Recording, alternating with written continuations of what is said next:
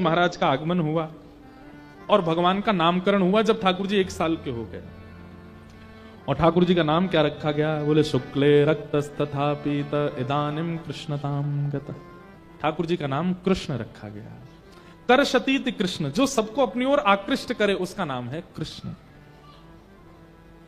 तो एक बार उनको देख ले, सुन ले, निहार ले, किसी भी रूप में उनका आस्वादन कर ले, वो उन्हीं का ही हो जाएगा। ऐसे जो स्वभाव वाले हैं उनका नाम है कृष्ण। उनका नाम है कृष्ण। ठाकुर जी का नाम कृष्ण रखा गया। अब धीमे धीमे ठाकुर जी ने बड़े है गए। कितने साल के गए? 3.5 वर्ष के ठाकुर जी है गए। और 3.5 वर्ष के ठाकुर जी होते ही अब धीमे धीमे मैया ने एक छूट दे दी। लाला नेक नेक घर ते बाहर निकल के जावे लगे। ठाकुर जी के सखा बन गए। मधुमंगल, श्री दामा, तन सुखा, मन सुखा, धन सुखा, सुबल, तो ये सब ठाकुर जी के सखा हो गए। और ये सब ठाकुर जी से खूब बड़े हैं आयु में। सबसे छोटे अपने सखान में हैं श्री ठाकुर जी, लेकिन अपनी समस्त सखा मंडली के स्वामी बने रहते हैं, आचार्य बने रहते हैं। और ठाकुर जी का स्वभाव क्या है पता है? अपनी मंडली बड़ी करनी है ठाकुर जी को। नंद भवन से सवेरे सवेरे निकलते हैं, सखाओं के साथ पूरे गोकुल में भ्रमण करते हैं। जिस घर के बालक की शैतानियां पता चलती हो, चीख आती हो, जैसे छोटे छोटे बालक यहां चीखते रहते हैं ना, ये देखो चीख रहा है, या ये लाला भी चीख रहा था। ऐसी ठाकुर जी जैसे चीख सुनते हैं किसी बालक की, तुरंत कहते मधुमंगल, इसको भी अपनी मंडली में शामिल करो, अपने लायक है बिल्कुल। कोई बालक बिल्कुल सीधा साधा, कुछ बोलता नहीं, चुपचाप बैठा रहता, ठाकुर जी कहते हैं हमारे मतलब को ना याद छोड़ो। जो तेज तर्रार बालक है ठाकुर जी उनको पकड़ते, वाह, अपनी मंडली फौज बना रहे हैं ठाकुर जी। बाल गोपाल चौर प्रचार प्रसार मंडल रजिस्टर्ड संस्था है ठाकुर जी की, और उसके प्रेसिडेंट हैं 3.5 वर्षीय श्री कृष्ण। अपने सखाओं के साथ ठाकुर जी खूब लीला करते हैं। कैसी कैसी लीला करते हैं? बोले श्रृंग यज्ञनिडम शशि जलद्विज कंटकेभ्य क्रीडा परावति चलौ स्वसितो निषिद्धुम ग्रह्याणि कर्तुमपि यत्र तदनन्यो शोकात आप तुरलम मनसो नवस्थाम।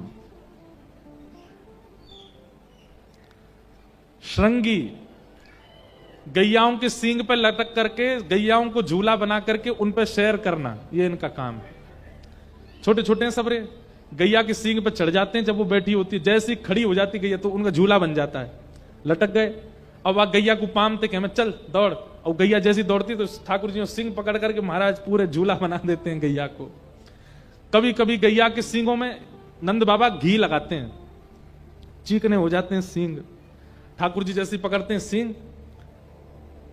सिंग पकड़ करके जैसे ही हिलाते हैं गैया को, गैया खड़ी हो जाती है। गैया कहे आज लाला तो मजा चखाऊं, रोज चढ़ जाए ऊपर है।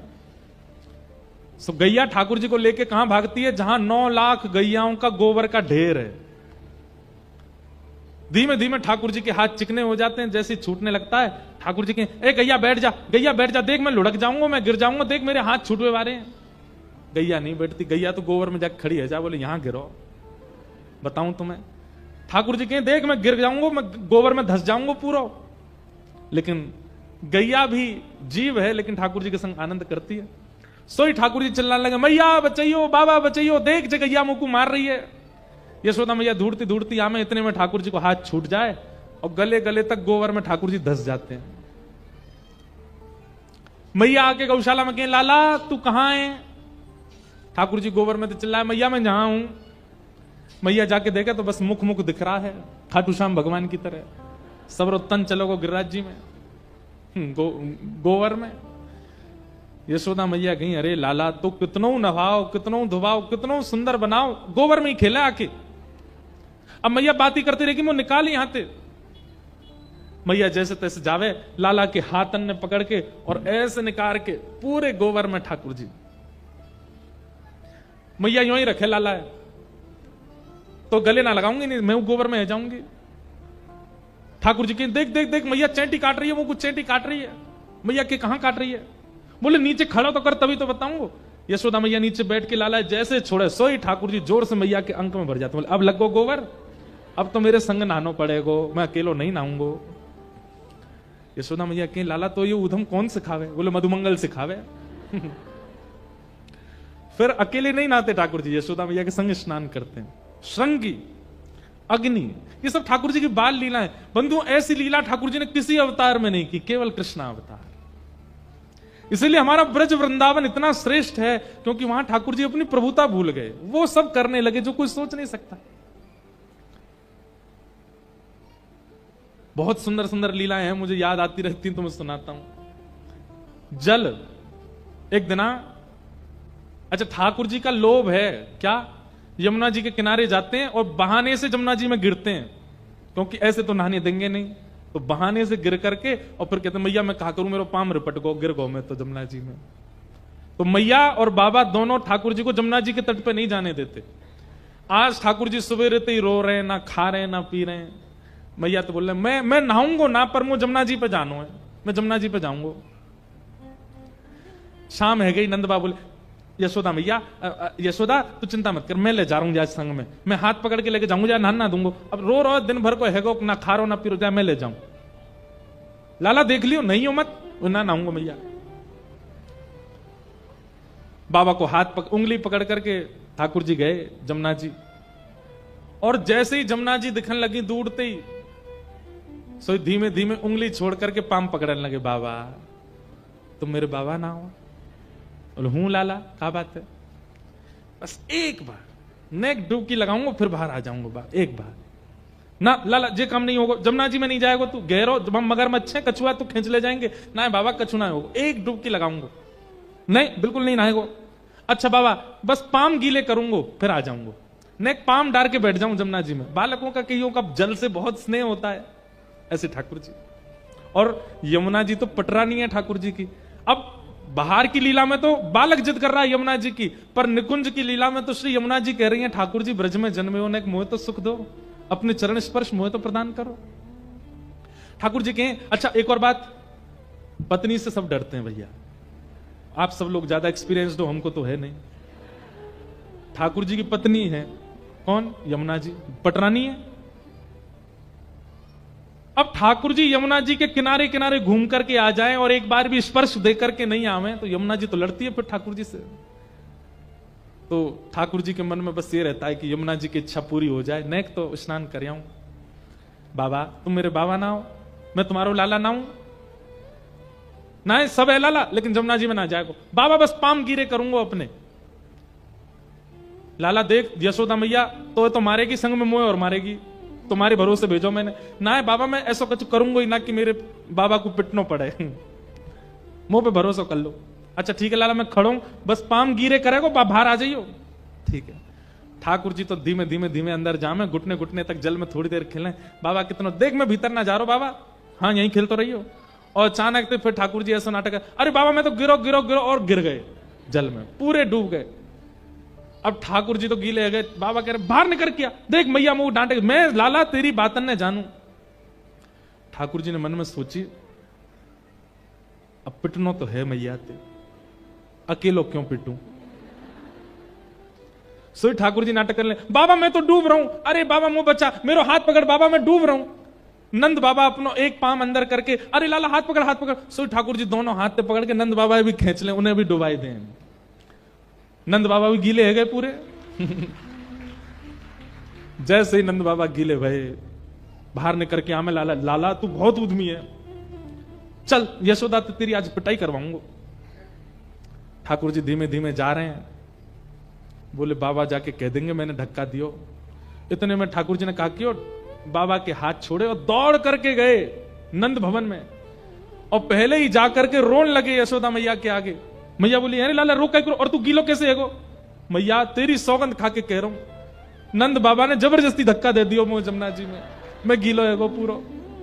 और मैया खुद की नावे की इच्छा ही, खुद को नहावे को मन हो, खुद तो नहाए, फिर इन्हें लगी कि तुम डांटोगी या हमारे मोह भी नहाए दियो, और देखियो आके यूं कहेंगे मैंने धक्का दियो।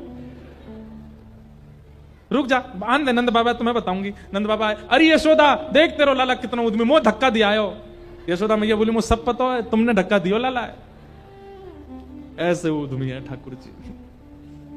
लेकिन इन सब लीलाओं से कर क्या रहे हैं ठाकुर जी? सबके चित्त को अपनी ओर खींच रहे हैं। कई बार श्रद्धा से, यज्ञ से, ज्ञान से आप उनके समीप नहीं जा पाते। कई बार ज्ञान, श्रद्धा, यज्ञ, नियम ये सब रुकावट बन जाते हैं भगवत प्राप्ति में।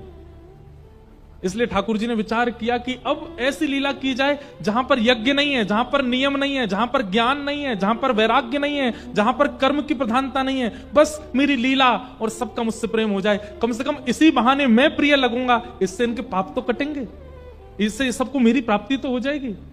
हम कलयुगी जीवों पर कृपा करने के लिए ठाकुर जी ये सब लीला कर रहे हैं, क्योंकि हम इतने ज्ञान के अधिकारी नहीं है, हम इतने यज्ञ नियमों के अधिकारी नहीं है। कम से कम ये सरल लीलाएं सुनकर के प्रेम तो करते हैं ठाकुर जी से।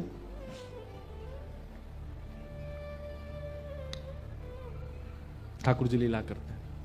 ग्वाल बालों के संग खेल रहे थे, सब ग्वाल बाल पतले दुबले से। ठाकुर जी बोले अरे मैं इतनो गदमद रासो, दाऊ दादा ऐसे तगड़े, तुम सबरे पतरे से काई को? अरे लाला तू तो राजा को लाला है, तो खावे पीवे को मिले, हम तो क्यों? तुम सबके घर में गैया हैं, हम लोग गोकुल में रहे, हर घर में जहां 100 गाय हैं उसको गोकुल कहते हैं। क्यों ना पियो दूध घी दही? अरे लाला कंस ने कर लगा रखो, टैक्स, हर ब्रजवासी को इतनो दूध घी दही मथुरा भेजनो पड़े, नहीं अगर करेंगे तो कंस हमें मार देगो। तब ठाकुर जी ने मन में विचार किया, अभी तो ये सब लोग मेरी बात समझेंगे नहीं, पर कंस के यहां दूध घी दही जाने कैसे रुके, ये कैसे मथुरा में आवागमन बंद करवाऊं दूध घी दही का? तब ठाकुर जी बोले ठीक है, चोरी करेंगे और चोरी कर करके खाएंगे, लुटाएंगे। ब्रज को दूध, ब्रज की गैया को दूध, ब्रज के माखन, ब्रज की दही बाहर नहीं जाएगी, ब्रज में ही रहेगी। ये कंस अधिकारी नहीं है ब्रजवासी सेवा करें गैया की और वहां से जो दूध निकले वाकू बैठ के पीवे, ये कंस को अधिकार नहीं है। और ठाकुर जी ने चोरी करना प्रारंभ किया। गोपियों के घर घर जाके ठाकुर जी चोरी करने लगे, बाल बालों के संग जाते हैं, ऊधम मचाते हैं, सब लीलाएं थोड़ी थोड़ी सबने सुनी है। एक दिन ठाकुर जी ने यशोदा मैया की पर सास की जमाने की मटकी फोड़ दी। यशोदा मैया को इतना गुस्सा आयो, लाल जी को पकड़ के उखल से बांध दियो। ठाकुर जी उखलते बांध दिए, मैया चली गई। ठाकुर जी खिसक खिसक करके गए, 2 वृक्ष थे एक साथ जुड़े हुए, उनके बीच से निकले, जैसे ही ने जोर लगायो दोनों वृक्ष टूट के गिर पड़े। वो कुबेर के पुत्र थे जिनको नारद जी ने शाप दे रखा था, नल कुंवर और मणिग्रीव। दोनों अपने श्राप से मुक्त हो गए। ठाकुर जी के चरणों में प्रणाम किया, भगवान ने उन्हें मुक्त किया। वृक्षों की गिरने की आवाज जब हुई, यशोदा मैया दौड़ करके आई, देखा लाला बीच में खड़े हैं, 2 वृक्ष गिरे पड़े हैं। तुरंत आके लाला को खोला, ठाकुर जी लिपट गए मैया ते। यशोदा मैया बोली जाद नाते मेरो लाला भयो, कोई ना कोई संकट आते ही रहे या ब्रज में, अब हमें गोकुल नहीं रहना, अब चलो यहां से। कहां जाएं? तब नंद बाबा के भैया बोले एक नवीन वन है, वहां को नाम है वृंदावन, वहां चलो। और सब ब्रजवासियों के साथ ठाकुर जी वृंदावन आ गए। बोलो वृंदावन धाम की जय। वनम वृंदावनम नाम पशव्यम नवकाननम, गोप गोपी गवाम सेव्यम, पुण्याद्री तृणवीरुधम। कि वृंदावनम संप्रविश्य सर्वकाल सुखावहं, वीक्ष्यासीदुत्तमा प्रीति राम माधव यो नृप। वृंदावनम गोवर्धनम यमुना पुलिनानि च, वीक्ष्यासीदुत्तमा प्रीति राम माधव यो नृप। वृंदावन, गोवर्धन और श्री यमुना जी, ये 3 ब्रह्मा जी ने नहीं बनाए हैं, पूरी सृष्टि ब्रह्मा ने बनाई है, पर इन तीनों का निर्माण ब्रह्मा जी ने नहीं किया। तो फिर इन तीनों को किसने बनाया? हम सब गाते हैं श्यामा हृदय कमल सो प्रगट्यो, श्यामा हृदय कमल सो प्रगट्यो। वृंदावन का निर्माण ब्रह्मा ने नहीं किया, ये किशोरी जी ने बनाया है। गिरिराज जी का निर्माण ब्रह्मा ने नहीं किया, किशोरी जी ने बनाया है। और श्री यमुना जी का निर्माण ये भी किशोरी जी से हुआ है। जब किशोरी जी ठाकुर जी के साथ रास विहार कर रही थी निकुंज में, तब रास करते करते जो श्रम बिंदु, प्रश्वेत के बिंदु किशोरी जी के और ठाकुर जी के तन से प्रकट हुए, वही यमुना बनकर के बहने लगे। किशोरी जी का हृदय ही श्री गिरिराज जी के रूप में प्रकट हुआ और किशोरी जी के हाथ की कलाकृति ही श्रीधाम वृंदावन है। ये ब्रह्मा ने नहीं बनाया है। इसीलिए श्याम हृदय को भाई वृंदावन प्यारो वृंदावन, वृंदावन प्यारो वृंदावन, हे श्री वृंदावन मेरो वृंदावन, वृंदावन प्यारो वृंदावन। वृंदावन का निर्माण किशोरी जी ने किया है, इसलिए ठाकुर जी को बहुत प्रिय है। ये जो शब्द यहां लिखे गए ना, वो इसी विषय से लिखे गए। पूरी भागवत जी में अनेक स्थानों के नाम आते हैं, केवल वृंदावन के लिए लिखा गया कि जहां जाकर के ठाकुर जी अत्यंत प्रसन्न हैं। क्यों? क्योंकि किशोरी जी के द्वारा निर्माणित वृंदावन में आए हैं ठाकुर जी, इसीलिए लिखा ये श्यामा हृदय कमल सो प्रगट्यो, श्याम हृदय को भाई वृंदावन प्यारो वृंदावन। वृंदावन आकर के ठाकुर जी भिन्न भिन्न लीलाएं करने लगे। भगवान ने अघासुर का वध किया।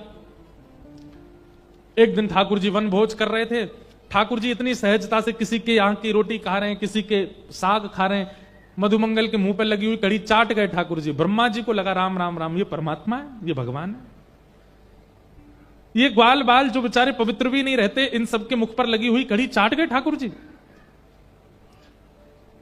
और ब्रह्मा को ठाकुर जी की लीला पर संशय हुआ, और ये संशय होते ही ठाकुर जी के समस्त ग्वाल बालों का हरण कर लिया ब्रह्मा ने। बंधुओं, आजकल भी कई लोग ठाकुर जी की लीला पर संशय करते हैं, तो हमारे मन में एक भाव आता है, जब ब्रह्मा जी कर सकते हैं तो हम तो मानव हैं। जब ब्रह्मा जी को संशय हो सकता है, इंद्र को संशय हो सकता है, तो हम तो मानव हैं। कई लोग कहते हैं आपके ठाकुर जी ने ऐसी लीला करी, आपके ठाकुर जी ने रास विहार किया, आपके ठाकुर जी ने ऐसा क्यों किया। तो मन में भाव आता है कि इनको क्या समझाएं, समझ जाएं तो अच्छा, नहीं समझे तो भाई ब्रह्मा नहीं समझे तो ये कैसे समझ जाएंगे। ब्रह्मा जी को लगा कि ये परमात्मा नहीं हो सकते, झूठन खा रहे हैं दूसरों की, और ठाकुर जी की परीक्षा लेने के लिए उनके ग्वाल बालों का, भगवान यमुना जी जल पीने गए थे, ग्वाल बालों का हरण करके ब्रह्मा ले गए। ठाकुर जी को पता चला कि ब्रह्मा ने यह क्रिया की है। भगवान ने अपने अंग से ही समस्त ग्वाल बाल पुनः प्रकट कर दिए और ब्रज में लीला करने लगे।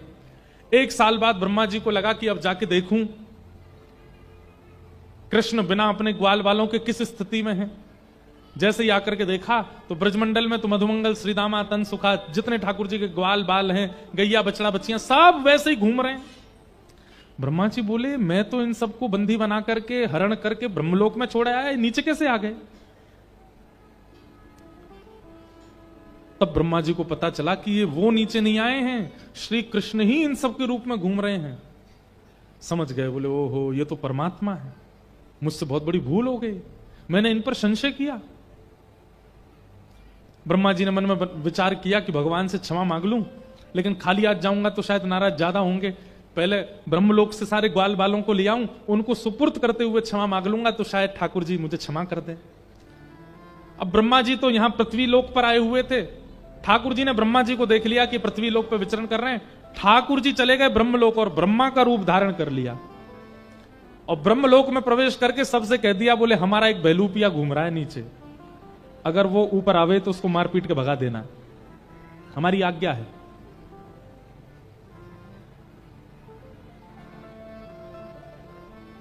यहां से असली ब्रह्मा गए ऊपर। जैसे ही ब्रह्मलोक में प्रवेश किया उन्होंने, सब लोग उनको ऐसे घूर करके देखने लगे, बोले यही है बहलूपिया हमारे ब्रह्मा जी का। पीछे डंडा लेकर के भागे। ब्रह्मा जी बोले, तुम लोग क्या कर रहे हो, तुम जानते हो मैं कौन हूं, ब्रह्मा हूं मैं, मेरे ऊपर डंडा लेके आते हो। बोले भाग जाए यहां से, तू बहलूपिया हम सब जानते हैं, असली ब्रह्मा तो भीतर बैठे हैं। ब्रह्मा जी समझ गए, बोले कि जो सखाओं का दूसरा रूप धारण कर सकता है वो मेरा भी तो कर सकता है। ब्रह्मा जी ने अंत में स्वीकार किया, मैं नकली हूं, मैं बहलूपिया हूं, असली वाले एक बार दर्शन तो करा दो उनका। सब लोग लेकर के जैसे ब्रह्मा जी को भीतर गए, ब्रह्मा के सिंहासन पर साक्षात शंख चक्र गदा पद्मधारी साक्षात नारायण बैठे थे। ब्रह्मा जी ने जाकर के क्षमा मांगी, भगवान मुझसे अपराध हो गया, क्षमा कर दो।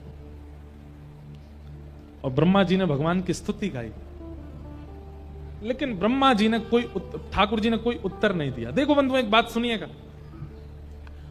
हमारे अपराध पर हमारा प्रेमी हमें डांट ले, हमें सुना ले, चलेगा, लेकिन अपराध बहुत बड़ा मानिएगा कि आपका प्रेमी मौन हो जाए, कुछ बोले ना। जब तक बोला जा रहा है, जब तक सुनाया जा रहा है, जब तक कहा जा रहा है, जब तक टोका जा रहा है, समझो अपराध दायरे में है। लेकिन जब टोकना बंद हो जाए, बोलना बंद हो जाए, डांटना बंद हो जाए, सुनाना बंद हो जाए, तो समझ जाना अपराध अपनी सीमा पार कर चुका है। ये बात उन सबके लिए है जो प्रेमी हैं ठाकुर जी के। कभी कभी हमें लगता है कि हमारे ठाकुर जी मौन है। सूरदास के समय पर ठाकुर जी बोलते थे, मीराबाई के समय पर बोलते थे, तुलसीदास के समय पर बोलते थे, हमारे समय पर ठाकुर जी मौन है। और मौन इस बात का प्रमाण है कि हमारा अपराध कितना बड़ा है। बिहारी जी क्यों नहीं बोलते, राधारमण जी क्यों नहीं बोलते, श्री जगन्नाथ जी क्यों नहीं बोलते, द्वारिकाधीश क्यों नहीं बोलते? इस बात की चिंता होनी चाहिए हमें कि हमारा प्रेमी मौन क्यों है। डांट लीजिए, फटकार लीजिए, पीड़ा दे दीजिए, पर मौन मत रहिए। नजरों से गिराना ना, चाहे जितनी सजा देना,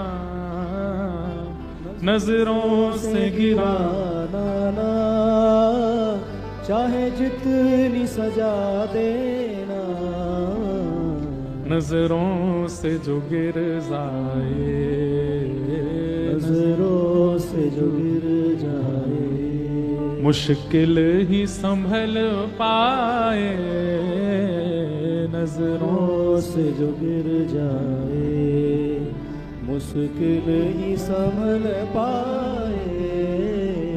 राधे तेरे चरणों की श्यामा, तेरे चरणों की गर धूल जो मिल जाए, श्यामा तेरे चरणों की गर धूल जो मिल जाए।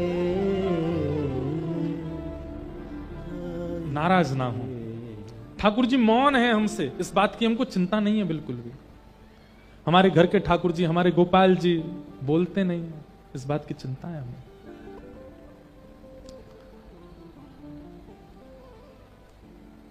ब्रह्मा से मौन हो गए ठाकुर जी, कुछ नहीं बोले, और ग्वाल बालों को लेकर के वहां से चले गए। इसका मतलब ब्रह्मा का कितना बड़ा अपराध है, ये ब्रह्मा को अंदाजा लग गया।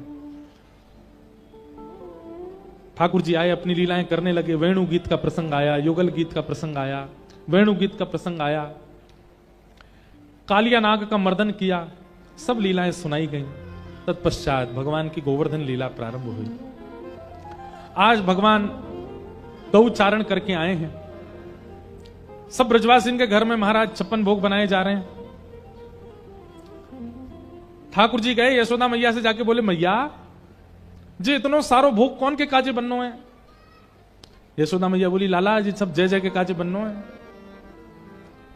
ठाकुर जी बोले, मैया कौन सो जय जय? सबसे बड़ो जय जय तो मैं हूं, मोते बड़ो जय जय कौन सो आगो? मैया ये सबरो भोग मैया लगा दे तू। यशोदा मैया बोली, बात ने मत बनाए कर, चल जा नंद बाबा से जाके पूछ कौन है जय जय। ठाकुर जी गए नंद बाबा के पास, जाके बोले, बाबा जी इतनो सारो 56 भोग कौन के काजे बननो है? नंद बाबा बोले, लाला हम सब ब्रजवासीन को इष्ट है इंद्र, हम सब किसान है ना, और किसानन को देवता इंद्र है। क्यों? क्योंकि इंद्र प्रसन्न है करके वर्षा करे, इंद्र प्रसन्न है करके जब वर्षा नहीं करनी चाहिए तो ना करे, और इंद्र कभी कभी कोप करे तो ओलावृष्टि करे, अतिवृष्टि करे, अनावृष्टि करे। या हमारे इंद्र हमसे प्रसन्न रहे, हमारी फसल खराब नहीं हो, खेती बाड़ी चलती रहे, हमारा दाना पानी चलता रहे, या हमारे साल में एक बार 56 भोग बना के हम इंद्र की पूजा करें। ठाकुर जी बोले, अच्छा तो बाबा फसल तो सूर्य की कृपा से भी होवे, अगर सूर्य प्रकट नहीं भयो तो फिर फसल कैसे होएगी? तो एक काम करो बाबा, साल के 365 दिनान में एक दिना इंद्र की पूजा, एक दिना सूर्य की पूजा। सब ब्रजवासी बोले, भैया लाला की बात तो सही है, इंद्र के राजी है तो काम नहीं चलेगा, सूर्य भी राजी होने चाहिए। थोड़ी देर में ठाकुर जी बोले, अरे सुनो, इंद्र भी राजी, सूर्य भी राजी और वरुण राजी नहीं हुए तो वरुण की भी पूजा करो। अरे लाला अब तो 3-3 56 भोग लगाने पड़ेंगे। बोले हम बैठ। थोड़ी देर बाद ठाकुर जी बोले, सुनो, चंद्रमा भी राजी होना चाहिए, क्योंकि रात में अगर चंद्रमा प्रकाश नहीं देगो तो इन सब फसलन में अमृत तत्व कैसे आवेगो। देख लो, सब राजी है, चंद्रमा नाराज है तो। करते करते ठाकुर जी ने 100 देवता गिना दिए और 156 भोग लगवा दिए। ब्रजवासी लोग बोले, लाला इतनी तो हमारी कमाई ना होगी जितना खर्चा है जाएगा। ठाकुर जी बोले, अभी तो लंबी लिस्ट है मेरे पास, 33 करोड़ देवता हैं, और एक भी अगर रूठ गया हो ना पिताजी तो हमारी फसल खराब हो जाएगी। तब सब लोग बोले, लाला तू कुछ और कहना चाह रहा हो, सांची बात कह। बोले, मैं यूं कहना चाह रहा हूं, पेड़ में लाखों पत्ते हैं, सब में पानी काई को डाल रहे हो, जड़ में पानी डालो ना, पेड़ अपने आप हरो भरो रह जाएगा। 33 कोटि देवता हैं, इन सबन के मूल आधार नारायण हैं, और वो नारायण हमारे ब्रज में श्री गिरिराज जी के रूप में विराज रहे हैं। उनकी पूजा करो। इनकी पूजा करोगे सब देवता आप अपने आप नाराजी हो जाएंगे। इंद्र भी राजी हो जाएगा, ब्रह्मा भी राजी हो जाएगा, सूर्य भी राजी हो जाएगा, चंद्र भी राजी हो जाएगा। सब ब्रजवासी बोले, लाला हम इतने बूढ़े हो गए लेकिन आज तक ये बात दिमाग में नहीं आई, तैने बताई। लेकिन लाला कहीं हमने इंद्र की पूजा बंद कर दी और वो नाराज है तो? अरे गिरिराज बाबा पे भरोसा रखो, जो इंद्र को मजा चकामेंगे। आप सबरे तो यावार गिरिराज जी की पूजा को चलो। और सब ब्रजवासी ठाकुर जी के पक्ष में आकर के और 56 भोग लो करके सब गिरिराज जी जा रहे हैं। आहा, आगे आगे ठाकुर जी जय जयकार कराते हुए चल रहे हैं। सब ब्रजवासी अपने अपने घर के 56 भोग लेकर के श्री गोवर्धन जा रहे हैं। गिरिराज जी पहुंच गए, सबने अपनी अपनी बैलगाड़ी में 56 भोग निकाल के नीचे पधराई दिए। ठाकुर जी ने कही, परिक्रमा लगाओ गिरिराज जी की। सब ब्रजवासी गए, सबने जाकर के गिरिराज जी की परिक्रमा लगाई। गिरिराज बाबा को अभिषेक किया, दूध ते, घी ते, दही ते, शक्कर ते, और शुद्ध जल के लिए यमुना जी लेकर के आए। ठाकुर जी बोले, यमुना जी तो बड़ी दूर पड़ जाएंगी, सब गिरिराज जी तो प्रार्थना करो या गिरिराज पर्वत ही कोई जल को स्रोत प्रकट हो जाए। सबने प्रार्थना करी और तभी वहां मानसी गंगा प्रकट हो गई। बोलो मानसी गंगा महारानी की। बंधुओं, आज जो गिरिराज जी दिखते हैं ये तो गिरिराज जी का 0.1% दर्शन होता है। ठाकुर जी ने जब गिरिराज जी पूजे थे तब तो गिरिराज जी हिमालय पर्वत के समान थे, उनमें गुफाएं भी थी, झरने भी थे, खूब सुंदर सुंदर वृक्ष वल्लरियां भी थी। वो तो प्रतिदिन एक तिल भीतर जा रहे हैं पृथ्वी में श्री गिरिराज जी। अब जिनका दर्शन होता है ये तो उस समय का शिखर था, अब तो गिरिराज जी छोटे से रह गए। ठाकुर जी ने गिरिराज जी की पूजन करी, सब ब्रजवासी ने 56 भोग सजाए और सब ने परिक्रमा करके जैसे ही जय जयकार करी, बोल गिरिराज धारण की, श्याम सुंदर श्री यमुने महारानी की, श्री गोवर्धन नाथ की, पूछरी के लौटा की, प्यार।